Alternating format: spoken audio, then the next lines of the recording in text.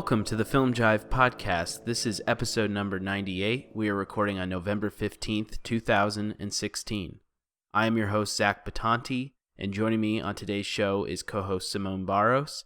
And I'm also very excited to welcome this episode's featured guest, Bill Ackerman, who is the host of the film interview podcast Supporting Characters, which is a part of the Now Playing Network. Each episode, Bill conducts a long-form interview with an individual who has generated their passion for cinema into some kind of vocation.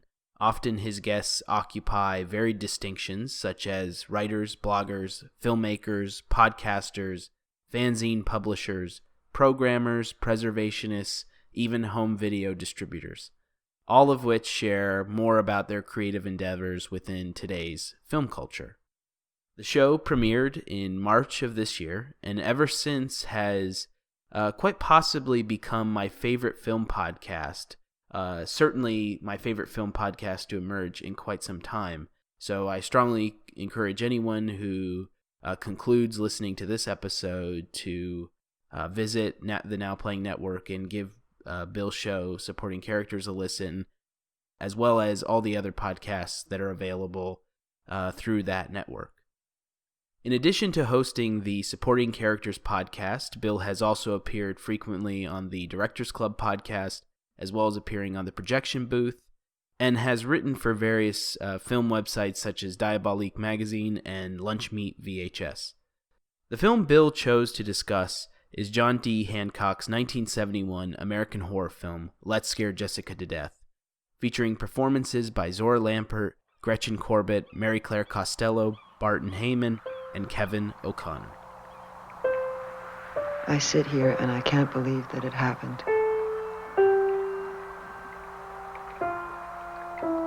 And yet I have to believe it.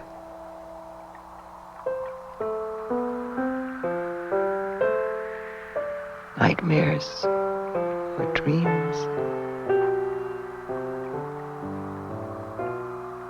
Madness or sanity.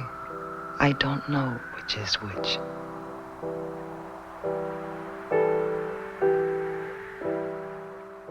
Let's Scare Jessica to Death opens with its title heroine, played by Zohra Lampert, sitting motionless in a rowboat, facing away from the camera. It appears to be dawn. Her gently anguished voiceover carries us into her story, a survivor's account of a traumatic series of events.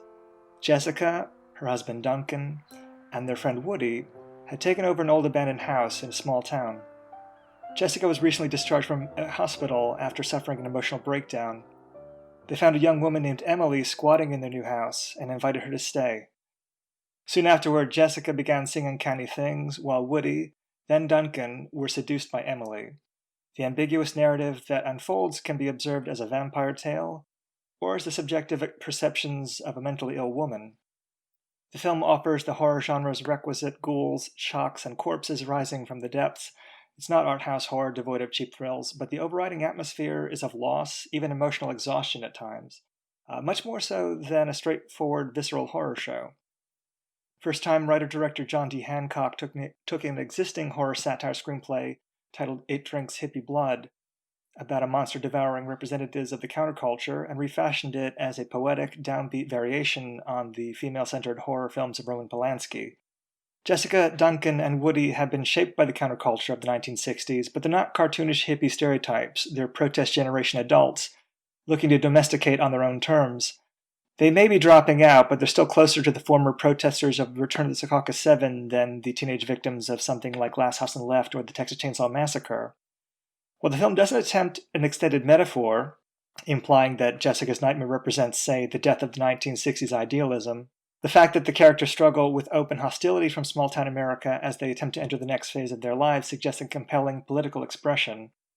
Was the free love spirit of the 1960s radicals too much for Jessica? You can interpret Let's Scare Jessica to Death as a sexually conservative nightmare, where Emily's predatory carnality seduces all men to such an extent that the entire town is now devoid of all other women, except for an endangered mute young girl clothed in virginal white. Is Emily really an evil supernatural creature, a vengeful ghost, or a vampire? How much of this is a paranoid fantasy of Jessica, a woman who fears she's become too much of an emotional handful to retain her husband's interest?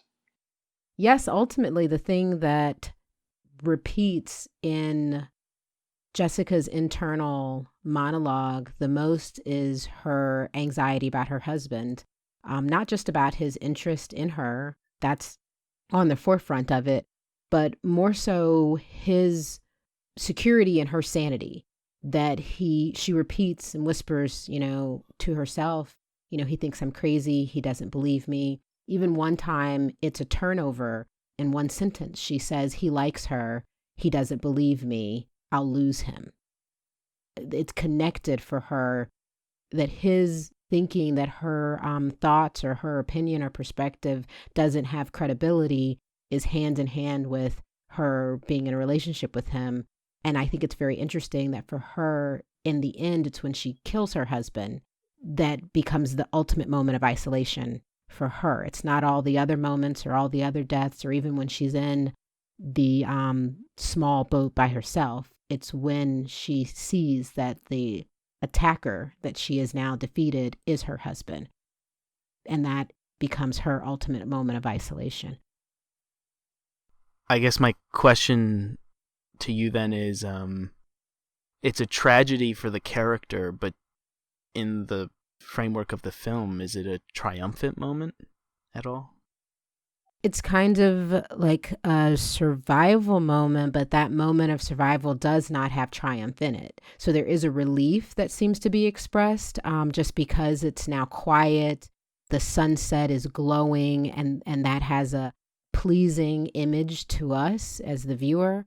But for her, there's also this sense of she's safe now because Emily turns and leaves the bank of the channel and the men follow her and leave. So there's this sense that she is out of danger, but I don't think it's a triumphant moment for Jessica. She lowers herself in the boat, leaning down in sort of a sad exhaustion. We have a reprise of her voiceover from the beginning where she says, "Was it all real? Did it all happen?" Something along those lines. I'm not quoting exactly, just paraphrasing. And then she sinks down and leans over to where we don't see her. And so there is a vanishing of her. I agree with you. I do think, though, throughout this film, we are observing many moments where Jessica is disempowered by her husband because, as you said, her opinions, her thoughts don't have credibility with him, so he's always doubting and, to some degree, I feel, denying her agency. And I don't think it's intentionally cruel, but I do think it's systemic. And I think the further she gazes, it fades from his gaze, which becomes more and more consumed with the presence of Emily / Abigail. The more she does become the ghost in the world of the film. And I think, to me, by the end, she has kind of become completely marginalized, deprived of her voice, her freedom. And so I agree that it's not a triumphant moment, but it does, in a way, I guess I feel like it is a character maybe striking back against the patriarchal mode that's operating in this world. I do think that the film operates on a world that is male-filled, but it's not patriarchal because Emily is in control of it. But how is she in control of it?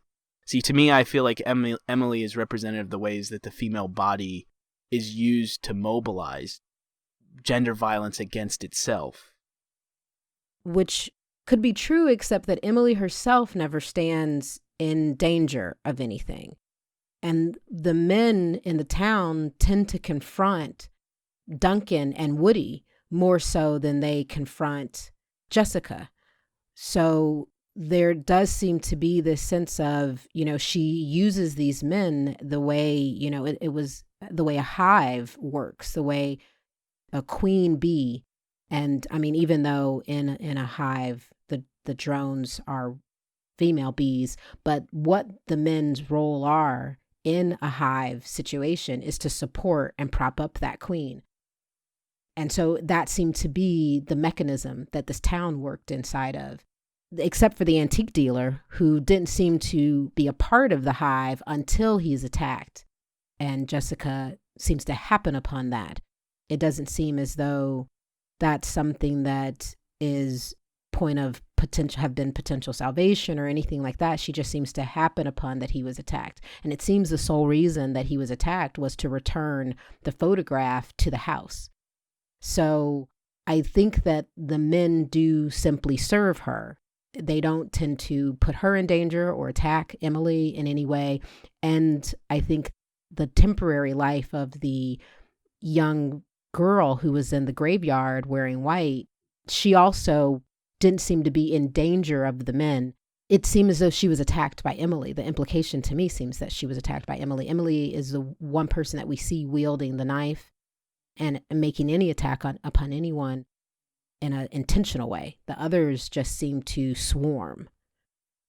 Yeah, that's my take on it as well. I don't see it as... I see her as controlling the town, and I always took it that the antique dealer was just marked after giving the information about the old Bishop place and taking in property from the estate. I think that identifies him in the to Emily, to Abigail, marks him as the victim. But yeah, I always see her as controlling the town and controlling in a way that she only wants men to populate the town, which is why I think that the young girl is in danger once she is aware that the young girl is in the town. That's how I always read it. But we don't see the antique dealer attacked on camera, right? It's just suggested when he's fishing. Right. I guess something I thought was interesting in regards to Emily's character was that, as far as we see, the way that she claims dominance in the room is by way of seducing the men, whereas the interaction her and Jessica have alone, that's where, when she interacts with another woman, where she almost adopts a more male behavior in a more violent action in attacking her. No, I do agree with you that Emily absolutely does attack Jessica, but it seems to be her second tactic. Her first tactic with Jessica is seducing. When she tries in the attic to speak to her telepathically and make eye contact, and then her voice does seem to be identified as the voice that calls to her. When we hear a voice saying, "Jessica, join me, come to me," that we have confirmation is Emily in the scene when they're in the attic, because of the shots between their two eyes, the close-ups between their eyes, and us hearing the voice calling to Jessica and saying, "Look at me." Then when they go out to the water, she first is rubbing the lotion on her back, and it's when Jessica tells her, to stop, or "I'm not comfortable." I mean, she doesn't use those words, but it's when she says to stop, that's when she, almost with this very playful expression on her face, pushes her into the water and jumps after her, and then becomes violent as sort of like a second tactic, which I think is interesting, because then we don't have the typical setup of women sort of marking their territory over the men. We definitely have that Jessica is threatened, but she's not so much, none of her threatened internal dialogue is lobbied at Emily. She doesn't blame Emily, or she doesn't do any sort of the things that we see in a patriarchal society, men going against each other. She's too sexy, or why is she dressed this, this sort of like resentful, and that the woman is to blame and the man has no role in it, because what else could he do but be tempted, and this woman shouldn't be this way. Instead, Jessica continually in her internal monologue questions her husband and says he's lost interest, he doesn't believe me, he likes her, but she never expresses anger or resentment toward Emily. And even the way Emily's character is portrayed, the way the film handles Emily, the camera never looks lustfully at Emily. And she definitely has a seducing quality to her in her song, and in the story that she tells at the dinner table. She kind of spins, an enchantment both times, one with her song, the second time with her story. And I really love the way the film makers take the audio when she's telling her story and sort of grind it and distort it. But we can hear that she's got Woody and Duncan engaged in her story. That sort of way that she's just this interesting, maybe aloof woman, as opposed to this coquettish, seducing, succubus, I really think is interesting and I like about the film. I think it makes the film stronger that it has that approach.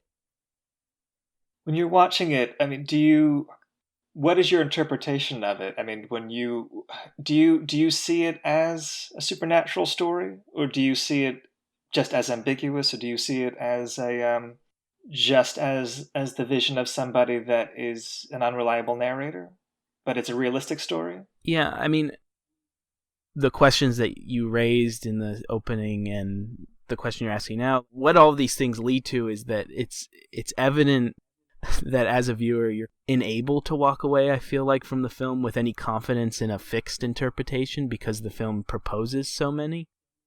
Mm-hmm.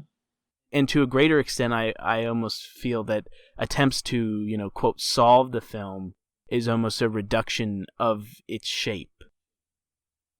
Much of what I found pleasurable and profound about this was its refusal to deny or define the landscape as anything other than liminal.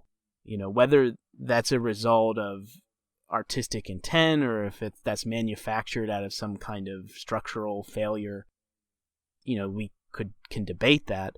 But regardless of the cause, there is I feel like a pursuit of an ambiguous reality that is a sustained effort.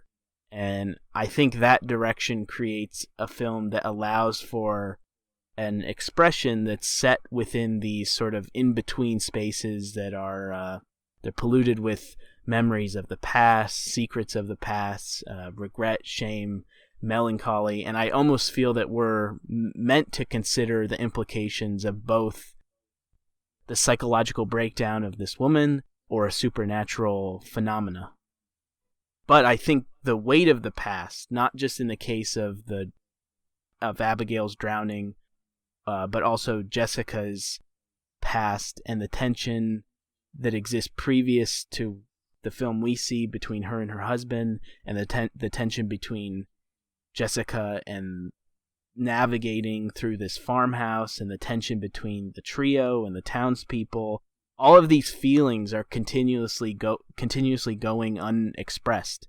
And I feel that because there is so much repressed energy driving the film's atmosphere and the film's refusal to claim an accurate appraisal of reality, particularly because the perspective we get Jessica, it's so impassioned. It almost demands that the viewer make illogical assumptions about what is happening that are defined by like cinematic horror motifs. Is Emily a vampire? Is she a ghost? Is this really happening? Are the townspeople zombies? Is Jessica being gaslighted? The absence of exposition creates a state of paranoia, which is the film's disposition, rather than a narrative act with some kind of solution behind it, and that would absolve the characters and the audience of that paranoia. Like we have a film that is already ruled to some degree by some sense of disorder or chaos, and we are never really given a bigger picture.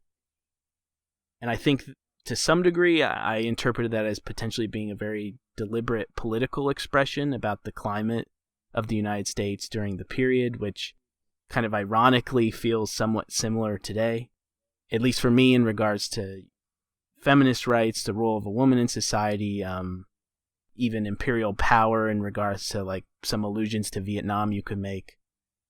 But I guess for me that's all to say that in a way, when I think about this movie, it embodies, in my mind, like a ruin, a narrative ruin, political ruin, social ruins of like the small town ideology, ruins of the mind. And I think the content and the structure of the film is a reflection of a ruin that's in translation, that the orator of the story has been relentlessly attacked by the society around her, that the translation has devolved into fantasy because so has the world around her. With the allusion you mentioned to protesting war, is that allusion you're finding in just how Emily is wearing the army fatigue? No, well, jacket? Specifically, it's the fact that these townspeople are isolated and they keep talking about how they're they're wearing bandages and they're scarred. And there's even, I think, a sequence where a guy is, I mean, they're older men, but like there's a guy wearing a VFW jacket. And why I think maybe today, as we're talking about this and given recent events, it felt similar to me that you have this portion of society that feels like they've been completely rejected and isolated in a way. They've then constructed this, they've created their own little world. But in a way, like even that the fact that the men, as you're saying, they're all they have this queen bee, that they're at the hand, like they're controlled by somebody else, which in a way, I guess I was making the allusion to someone who is a soldier. Like ultimately the actions that they're committing are not, of their own agency. Yes, I agree with that they don't seem to be acting independently. And I think that it's sort of the filmmaker is capturing a real experience that even on the most minor level is felt when you do drive into a small town, and just the heads will turn and look into your car and sort of follow you. It's sort of like it's taking that atmosphere and then imagining this surreal reason for it that's other than a societal reason. But in doing that, the film ends up becoming a metaphor for that presence or that action in society, which, yes, given the recent political or the current political time, it feels very relevant now. You mentioned that the typical horror film devices, that this and that kind of informing us of whether it's supernatural or not. The film doesn't ever have Emily, there's no dissolves of Emily fading away. There's no, kind of glimpses of her like moving through the forest. There's only that first time when she runs across the upstairs landing from the staircase that we get this sort of, or even just the presence of someone sitting in that rocking chair on the front porch, that we had any sort of those eerie devices being used. The photographic approach to Emily is that she's very earthy. She's not ethereal. She's present and she's physical. Even though once we hit sort of the climax of the film, there does seem to be a clear confirmation that she is the woman in the picture. Also, she wears the dress. She dons the dress when she comes up out of the water. So we do end up with this confirmation that she is the physical presence or embodiment of the woman who died, on her wedding day. But as we're going into the film, and even after that moment of clarity, she's still not handled by camera or by editing as a fleeting or wispy figure. She's still very substantial and physical and contains a body. Which is to say that then I don't exactly know that there is a clear-cut answer to the supernatural part of it. Bill, when you watched, or when you, in your feeling of the film, do you feel that it's substantially a supernatural storyline?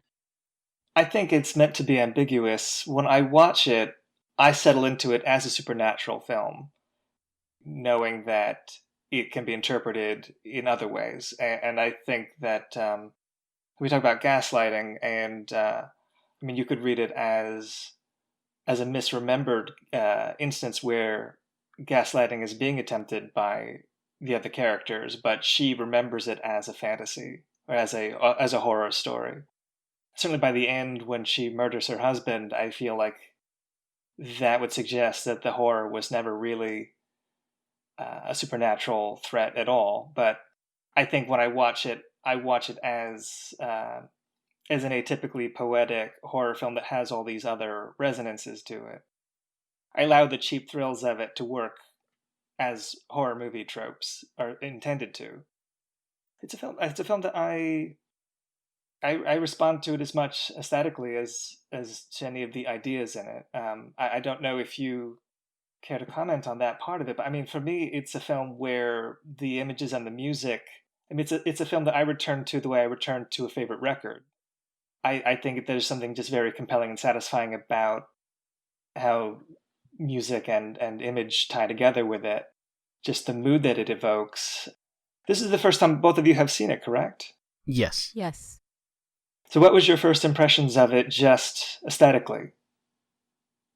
I like the aesthetics very much. I agree with you that there's a really strong mood that's created that is actually inviting in a way that I don't find most horror films.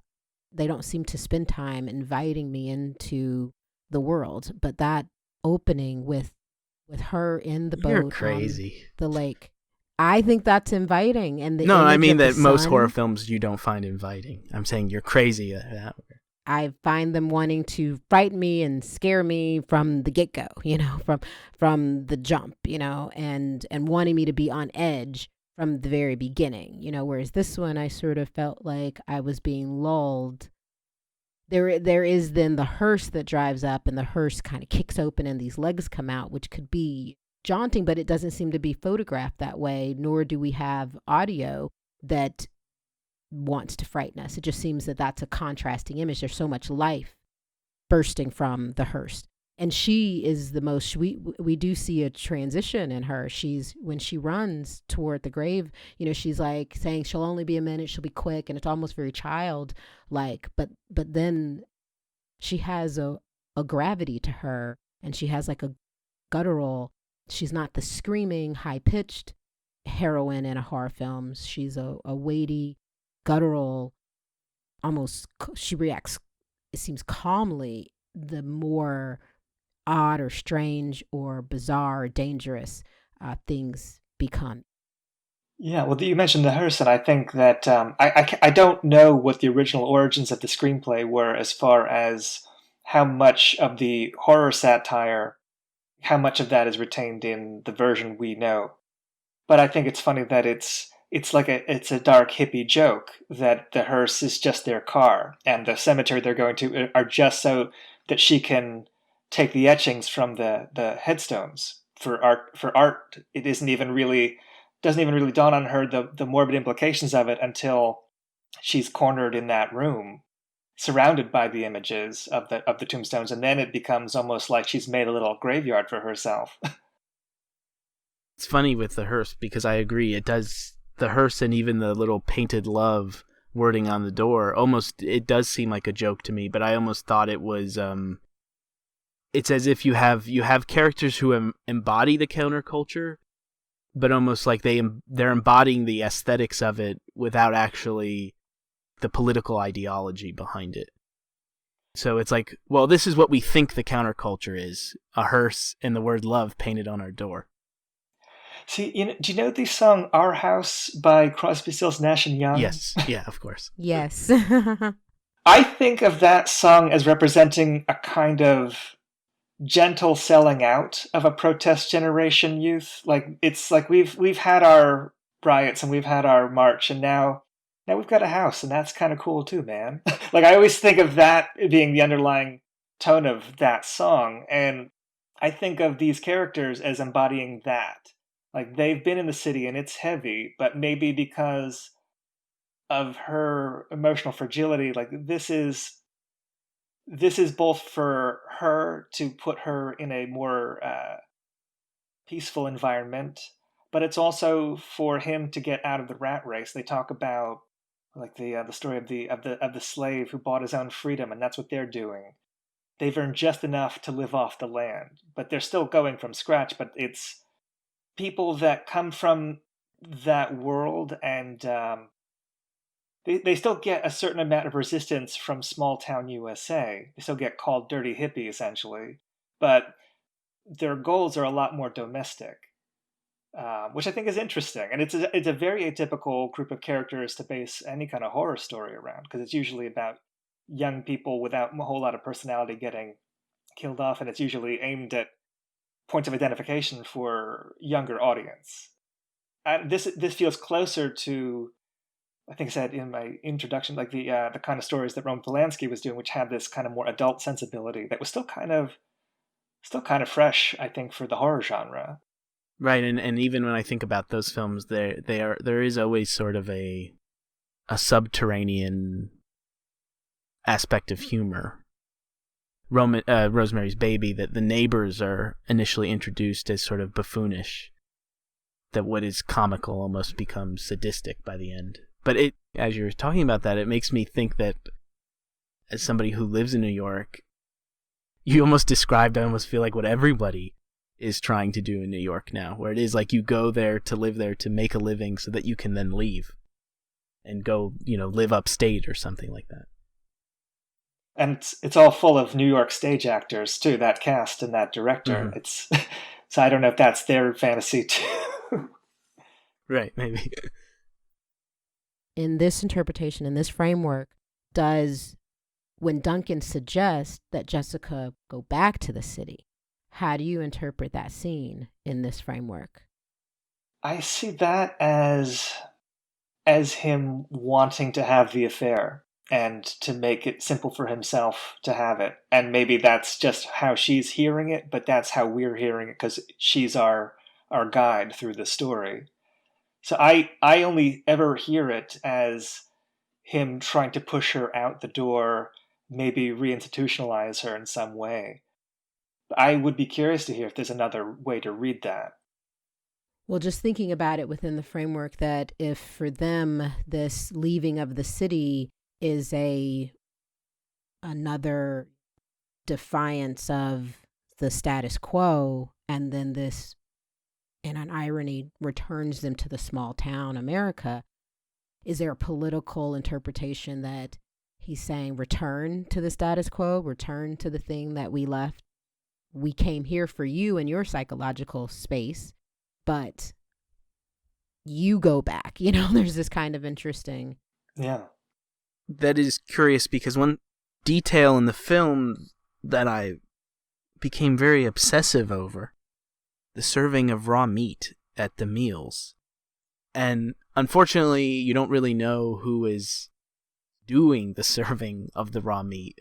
But to me, I almost wondered if it was signifying Jessica's inability to domesticate, that she doesn't know how to make a proper meal, and so therefore there is raw meat being served. I saw that as a return to a kind of savagery. Uh-huh. I'm trying to think, do they make it clear, and I've seen the film enough times I should know the answer to this, but do they make it clear what period Abigail drowned in? No, unless it's we have our cues from the costuming, the photograph, has a sepia tone to it. Yeah. But I don't know if the antique dealer may say, but if it were the 19th century, then it's the turn of the century. Right. But I read it with her costume, and I read with the aesthetic of the photographs that we were talking the late 1800s, the late 19th century. So I saw it as maybe a premonition of violence. I saw it as just her fantasy. Mm-hmm. Well, it's interesting the second time it occurs because that comes after a sequence at the Cove where Emily says, "I'll go make lunch." The serving of the raw meat is almost, she's serving that because that's what she eats. Because if she's some kind of apparition, then I'm sure she doesn't get mad cow disease or salmonella or whatever. But it'd be a very different ending to the film if that's how it ended. It certainly does. It's reminiscent, to me, most prominently of Messiah of Evil and the eating of raw meat in that film. Very different scenario, but... No, but it's interesting that you say that because that film gets compared an awful lot since it's kind of the reputation for Messiah of Evil, which I don't know if you know, I did a commentary track for that. Oh, yeah. With Patrick Rapal. But that film, as it's growing in reputation and recognition, it gets compared to Let's Get Jessica to Death quite often. It has the same structure. It's the recounting of a traumatized survivor, again, another woman. And so you're left with a very ambiguous horror story that it plays out. And again, like that countercultural underpinning, too. I think maybe the same year that they were shot, too. Straw Dogs was released in 1971, and it also, has this attack of the town attacking these young, hippie generation people that are coming from the outside and trying to set their home there. But that's just a topical comparison. There are no other comparisons between the two films. They're very, very different. Yeah, I've spoken to John Hancock about influences, and I was pushing for art film influences of Roman Polanski or something. The only thing I got out of him was The Haunting, the Robert Wise film. Even Rosemary's Baby, he misremembered as coming later, so I don't think Polanski was on his mind, but it's the first thing that comes to my mind is Repulsion, even more than Rosemary's Baby. Mm-hmm. I was curious, Zach, your aesthetic impressions, I don't know if we've heard them, on just how this played for you as just on the level of cinema beyond the ideas. I kind of completely agree with the way you articulated that it is a film that I could see myself easily watching over and over again, just enjoying the imagery of it. I mean, the autumnal setting, the colors, the textures of the house.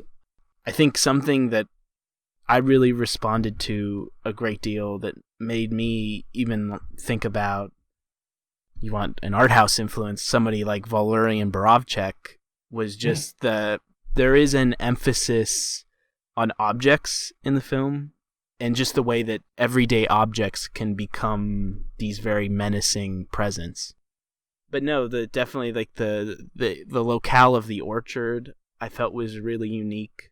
The fact that nearly every wide composition of the house is sort of this like hazy, like dusk image that we don't even really get a sense of the scope of the house architecturally. Like, we're inside and it almost felt like this labyrinth to me, that there are so many rooms that we may not even explore over the course of the film, but it's sort of suggested. Yeah, watching it this time, I was struck by how the young girl in the white dress appears in the cemetery at the opening of the film, but then they have to cross that water. And I'm not the person to observe that it's like crossing the river Styx. I forget where I read that, but crossing the ferry to get to the town. But I don't know if that girl is riding the ferry also, or if she is meant to just be not entirely a human character, but how she's making that trip over. I did hear, I think, John Hancock say that was sort of a studio note, that they wanted a little girl running around or something, and he was like, it made no sense, but we did it. Yes, yeah. The seance also was something that was added at the request of others, but it creates a wonderful moment. Mm-hmm. That sadness when she's trying to evoke the spirits, and I always saw that as her way of, I mean, she's already inviting Emily to stay, literally, in two different instances, but that's really how I take that as her inviting Abigail, not just some hippie that is crashing at their house, but really inviting, if there is a supernatural component to it, that's really where she's inviting it into her life. In the seance sequence? That's how I always take that moment, yeah. I did kind of read it as almost a catalyst moment, where suddenly the reality of the film is augmented in some way. And I guess what I found most curious about the seance is Jessica's behavior, which Lampert performs as if Jessica is wishing the haunting into existence. Yeah, not even just wishing. She's comforting, she really says it like it's okay, you can come to me. Like she really seems to be sympathizing with them the same way that she sympathized with the headstone and the story of, this freed slave, and really directly empathizing. She was so, empathetic during the seance that it ended up being not the typical seance scene. No, it's like your grandmother conducting a seance. Right. She carried that kind of energy, which I thought was a really interesting choice on her part. And it seemed to be exactly in fitting, with the way the film is directed, such as, there being so many of our frightful scenes being in daytime. The nighttime carried an intimacy to it, but we didn't live in night the way we do in a lot of other horror films that I've seen. No. Instead, we really are in the daytime. And so everything is visible and everything is very clear to our sight. And so it's a different kind of fear than if it were to take place at night. And I think that contributes to the aesthetic for me, is the choice that day is the time for so many of the scenes. It speaks to the moments of terror during the most mundane circumstances. Yeah, and as someone that I think I first heard you talking about David Lynch on Directors Club, I thought that kind of disturbing disruption of mundane everyday Americana, I thought might appeal to you. Yes, America is gross. So Yeah. also, so much of so much of this film is kind of designed around the idea of ephemera. John Hancock is constantly keeping the viewer aware of the past presence within the future. It's the past assaulting the present and like attempting to reclaim its space. Shots where the camera, on more than one occasion, like finds itself panning along the walls and ceilings, observing these textures and the stains, literally tracing the history of this house with the lens. Almost all the conversations that the characters are having is always in this like past or future tense. Like, the farm will be great for her. I've been here for ages. He's going to raise apples.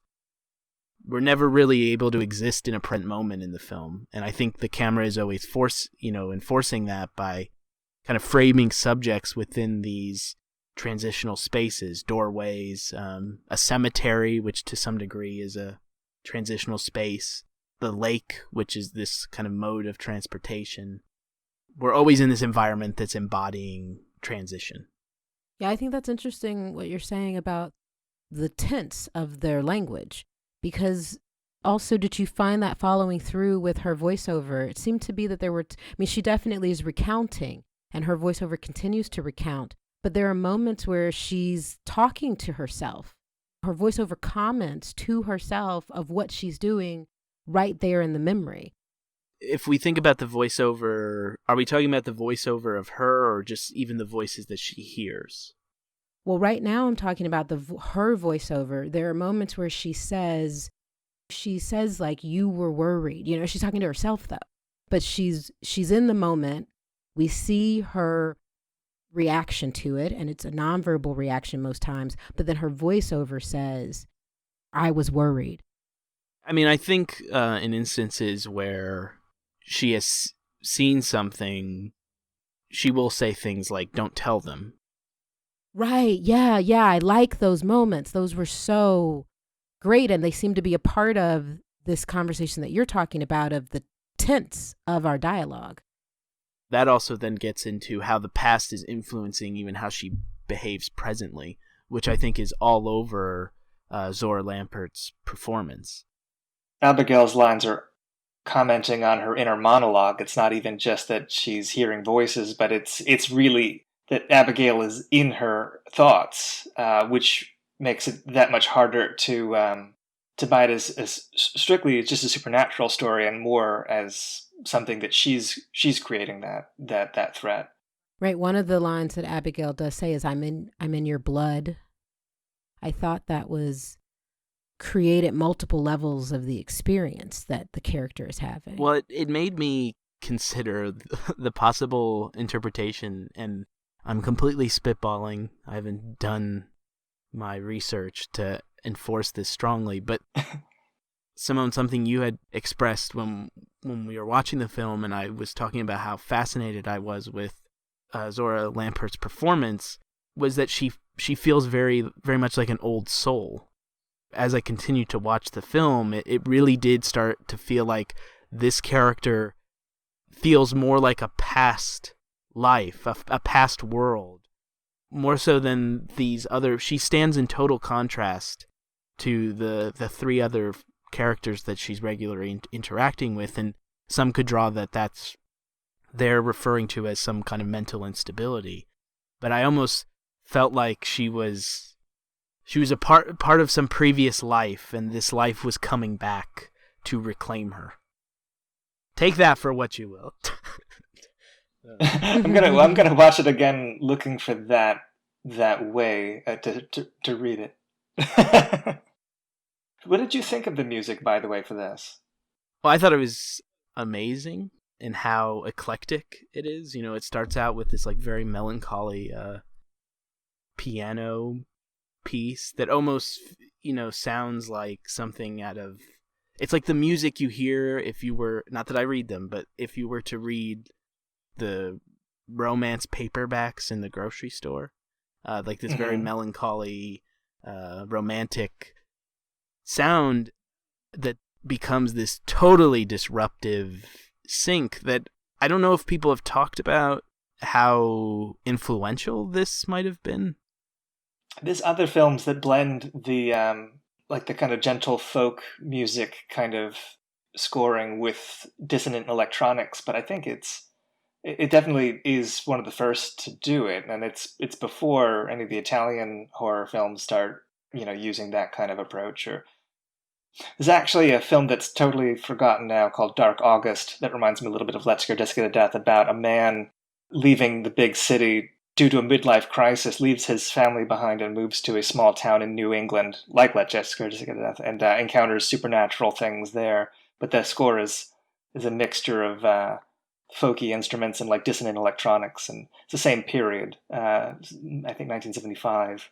I don't know if there's something in the air at that point. There's a couple of films that all exist where there's that kind of disconnect from straight up horror, where there's that distancing by having it be the remembrance of somebody that has experienced something terrible, and they're recounting it, and so you can't trust that the supernatural element that you're witnessing is actually really what happened, or just kind of their traumatic memory. Messiah of Evil being another one, but even Alan Rudolph's film Premonition, which is pretty unknown, but it's a hippie horror type film, but it's again opens with the main character addressing the audience, and then what unfolds may or may not have happened. It's a trope that you don't really see as much in contemporary horror films. I mean, I think it was an excellent choice for wanting to express psychological disassociation and this kind of feeling that you might be losing your mind. I did think that some of the elements of distortion, those things did remind me of things that we hear like in Under the Skin, where, obviously Under the Skin is maximizing it, but we do get that kind of dissonance to give us to give us a feeling of what it feels like to be on the inside of the person. The first time I saw Let's Get Jessica to Death, I had been looking for a different film. I had seen a film as a young boy. My babysitter was watching television, and she was watching a film where a woman was being pelted with mud, and it looked like it was on a college campus, and it was a prank gone awry. Wow! It was something that made me think that that it was about hazing of some kind, like a college initiation horror of some kind. So I would rent anything that I could find when I got older that I thought could have this hazing moment in it.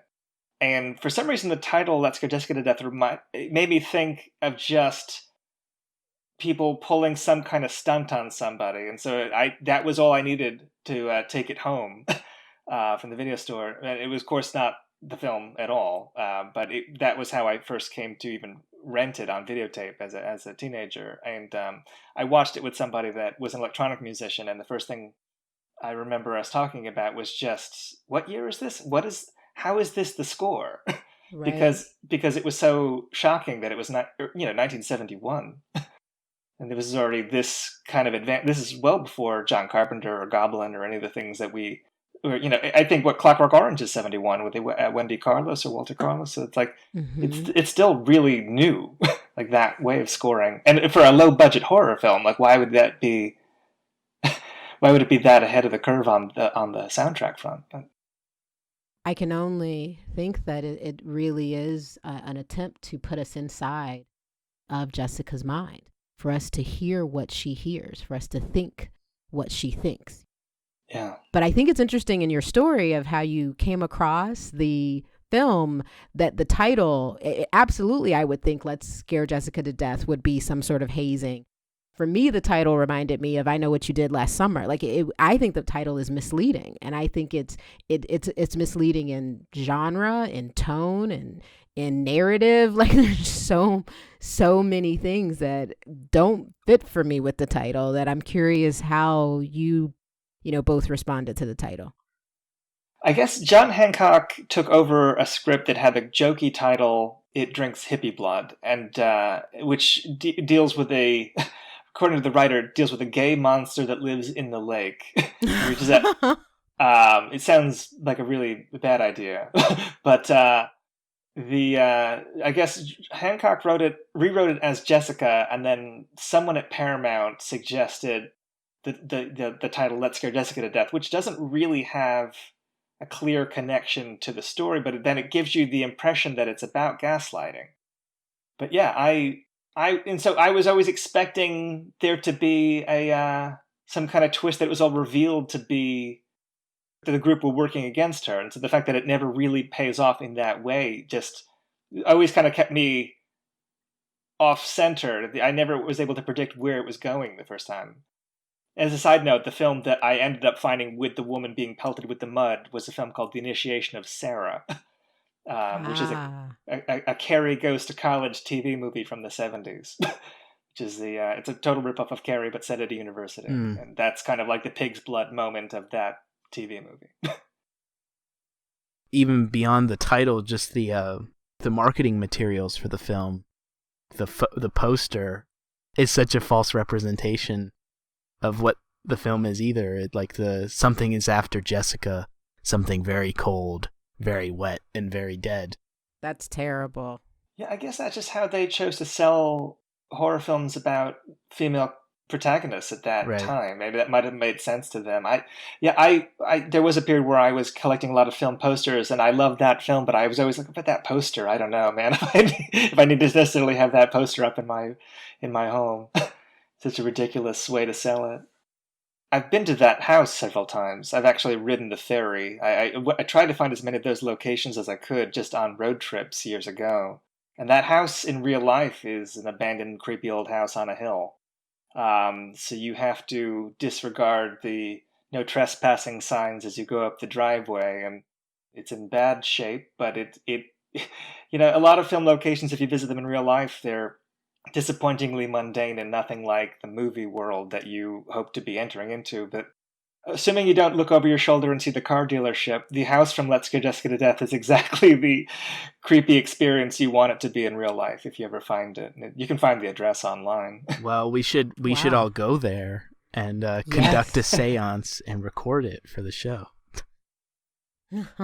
I should have suggested that we record it live on the front porch in rocking chairs, but I wasn't thinking ahead.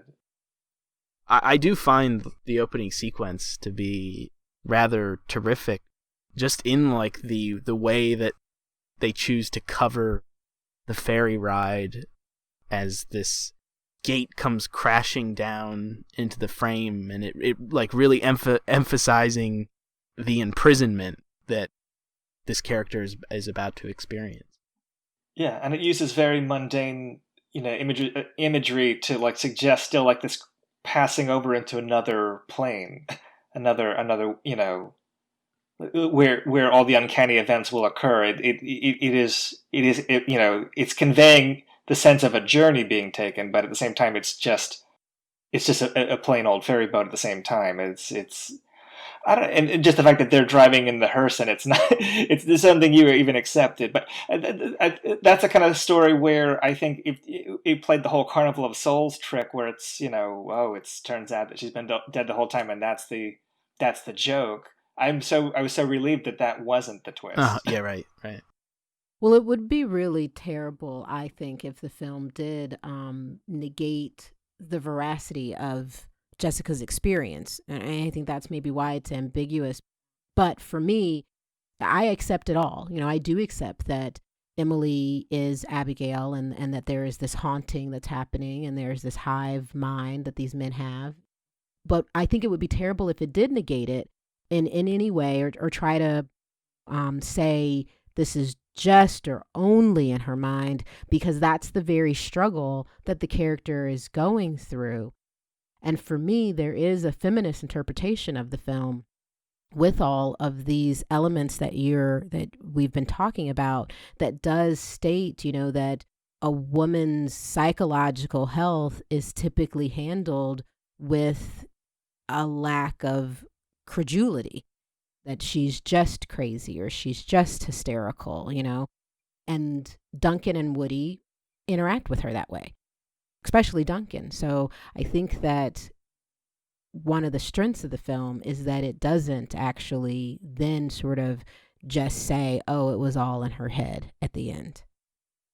In some ways, then the film also becomes a critique of the counterculture, because here you have individuals that are supposed to be a part of such a, progressive movement, and yet they are still adhering to very conservative views. Yeah.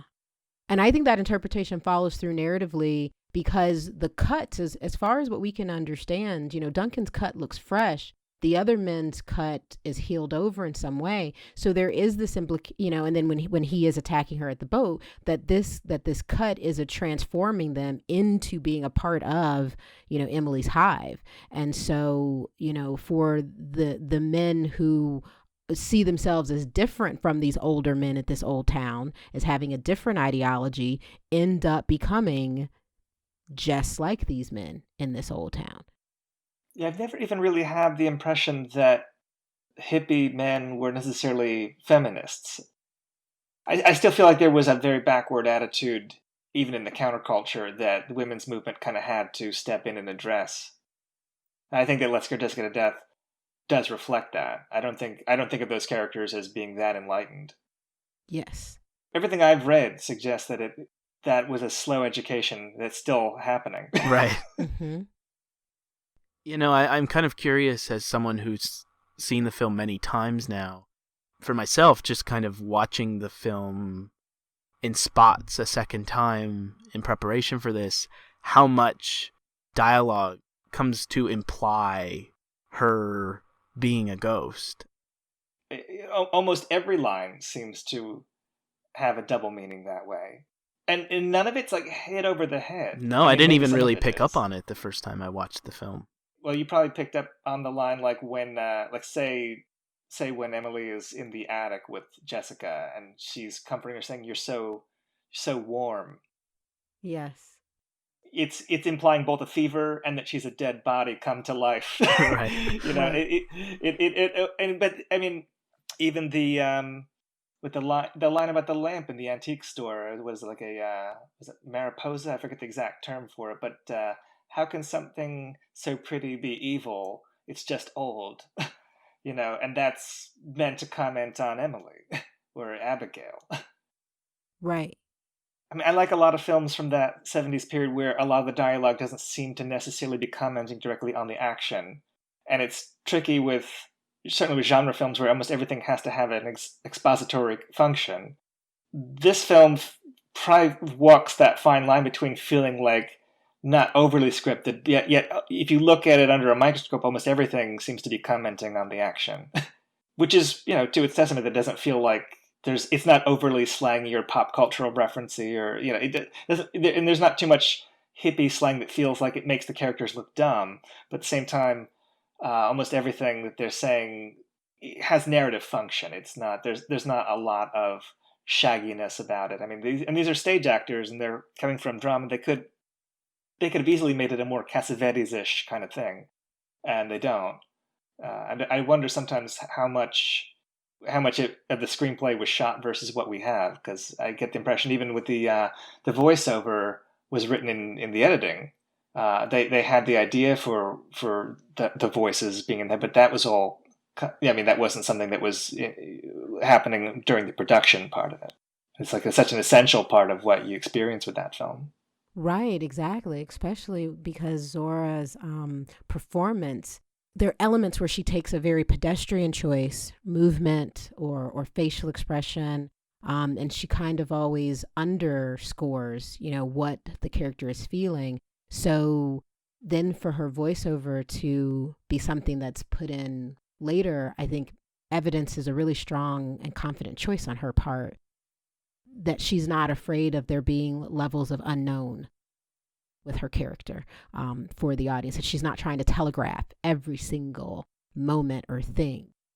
I think her performance is remarkable, just in that it simultaneously feels very authentic in carrying this sense of loneliness, but it does resemble a sort of rehearsed movement.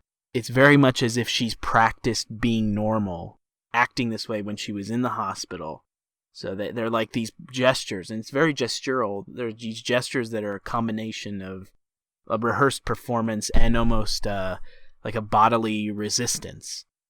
She's attempting to withhold the vulnerability. And she felt like so many, particularly older women that I've known in my life. She just felt like somebody I knew.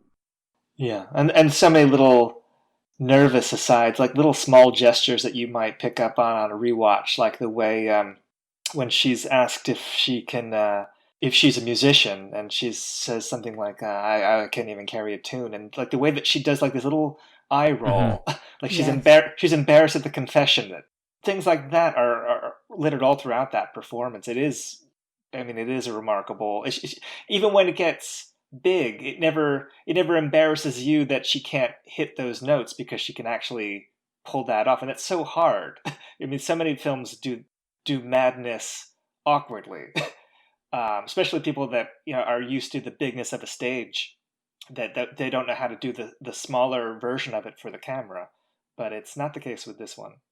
Yeah, no, the moment when she watches Duncan, all four of them are in the water, and she watches Duncan put, sunscreen on Emily's back, and then Emily gives her a look, cut to a close-up of Jessica, and then we cut to a wide, and she's turning around and saying, I'm going to get out now. And it's one of those moments that you're talking about where it's this awkward gesture that she makes, but it feels so natural. It's kept contained. And yeah, I can see, Zach, what you mean, that she's maybe negotiating the place that the character is coming from, that the character is so insistent upon not being crazy, upon having moved past whatever the incident was that is often referred to, that her body carries this hunch, her shoulders are hunched, and yet her arms fling out at that moment. Her voice is distinct, and yet there's this wobble when she says, I'm done, or I'm finished now, or I'm getting out now. And yet at the other moment where Emily has been pushing her under the water, and she doesn't do the sort of frantic scream and the high pitched and she just really in a guttural low voice says, please get away from me. Please stop, stop, please. It's so nice because it's entirely relatable, but it has a gravity to the character that I feel like a lot of women are not allowed to have unless they're being a villain, a woman with a lower register in her voice and a sort of understatement of things is sort of saying, just get away from it. That kind of expression is usually something that a villain gets to own, and the heroine must remain, unaware and at the height of fright. It actually made me want to compare, because we recently saw Possession, compare female performances of psychological unrest. I don't know that I could watch those two films back to back from one another. Right. Have you read House of Psychotic Women? No, but I'm writing it down now. What is it? Kayla Janice is this Canadian film programmer, and she wrote this memoir about, it's a combination of her story and her own kind of her tough family upbringing, but also her kind of rise in the ranks in terms of film culture, but then also tying this together with critical writing about films, mostly genre films, dealing with neurotic female characters. So she writes about Repulsion and Miss 45 and Let's Scare Jessica to Death and Possession, Three Women and Antichrist and May and Carrie and etc. It's a really fantastic book. I'm doing it probably no great justice in my the way I'm describing, but it's a it's a fantastic book. She'll probably appreciate my plugging it. But Yeah. It sounds thorough. but it sounds really interesting. I definitely want to look at it, because this is a point of something that we're seeing in literature that we could then go back through Bell Jar and Zach, this film brought to mind the yellow wallpaper. So I think there is this, thread that is present. So I thank you for sharing that. I didn't realize that Let's Go Just Get Death was actually quite a big commercial success when I found it, because it wasn't the kind of film that you would run into that many people talking about it at the time that I saw it. And I guess he says it made like $20 million in 1971. I think it was only made for $250,000. It was a pretty substantial commercial hit. I try to imagine what audiences made of it at the time.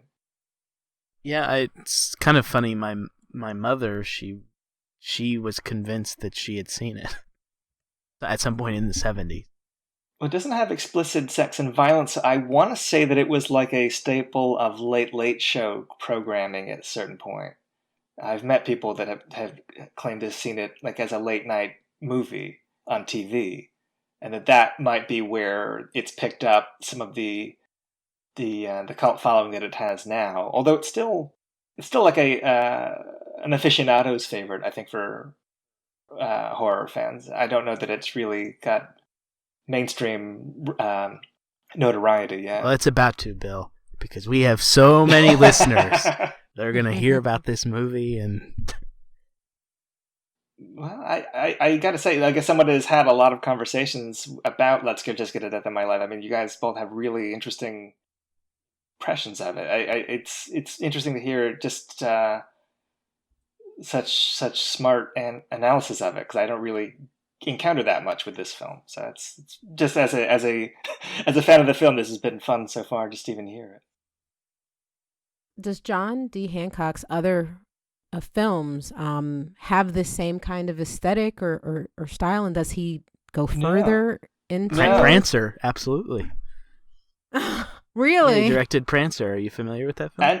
And he followed up with Bang the Drum Slowly, the baseball weepy with Michael Moriarty and Robert De Niro. Yeah, he's not really what you would think of as an auteur. I mean, it's not easy to find a through line, and I don't think I've never seen his other horror film, Suspended Animation, that came out much later. But of his films from the 1970s, like California Dreaming, or there's one other one.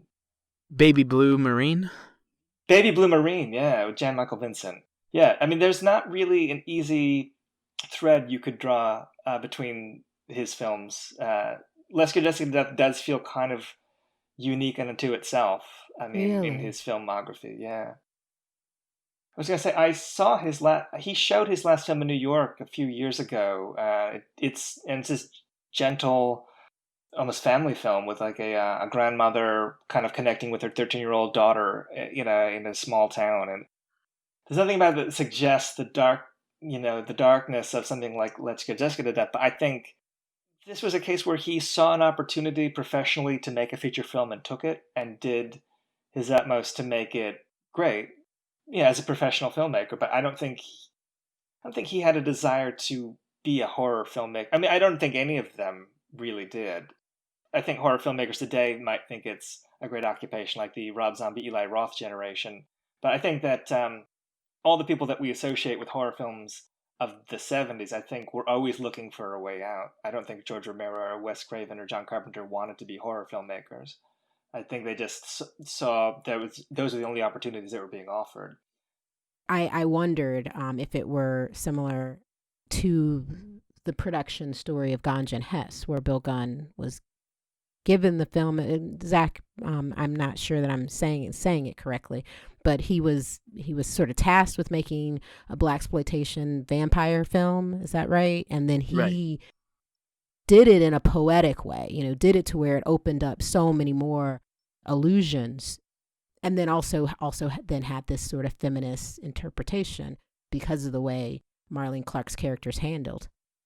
There's the 70s were a period where a lot of filmmakers that wanted to break into the business and have some creative latitude would make exploitation films for commercial reasons, but then use that commercial opportunity to make personal films. Some more subversively than others. Ganja and Hess is probably the most extremely artistic film. In that style of, in terms of taking what would have been a Blackula kind of thing and going really deep into almost experimental territory. Let's Get Jessica to Death.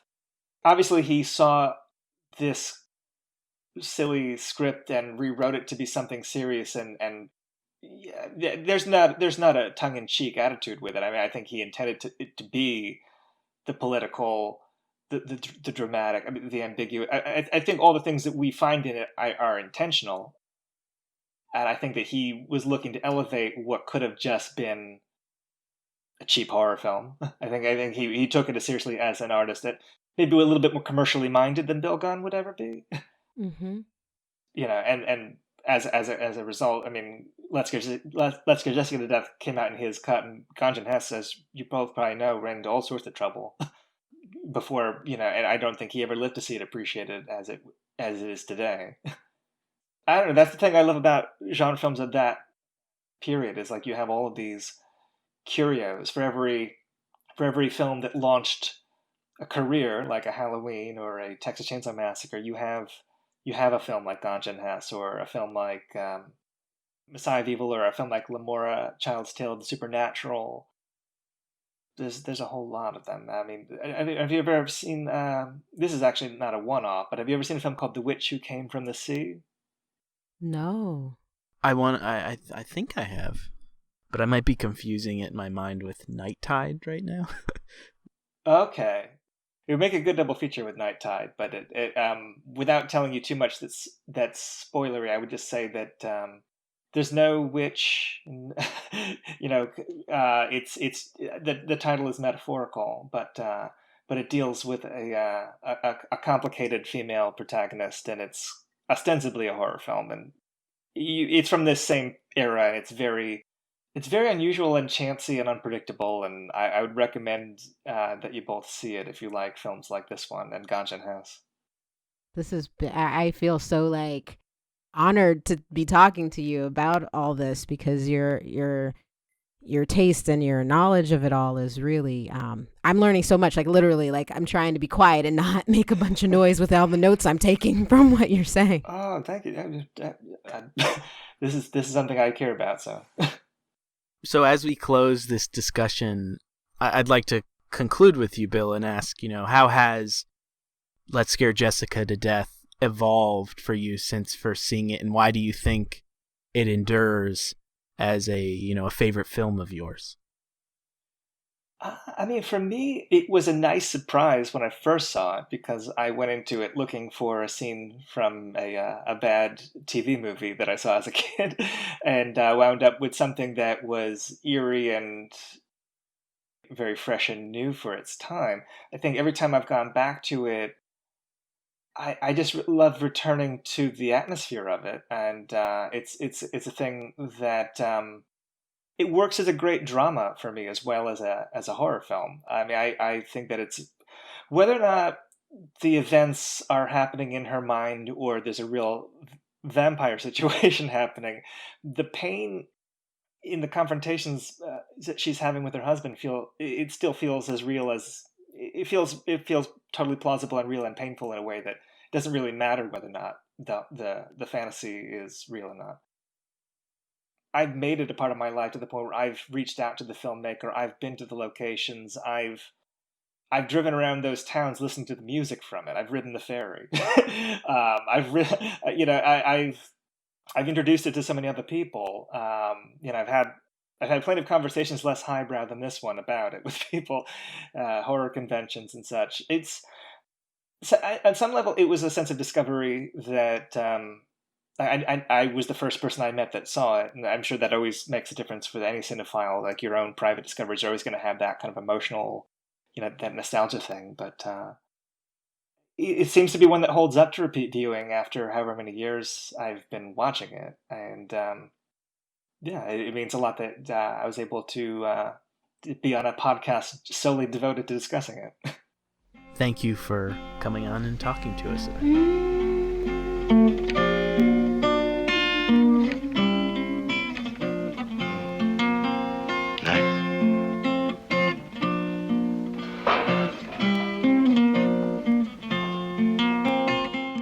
So that's our show. I hope you guys enjoyed our conversation with Bill Ackerman discussing Let's Scare Jessica to Death.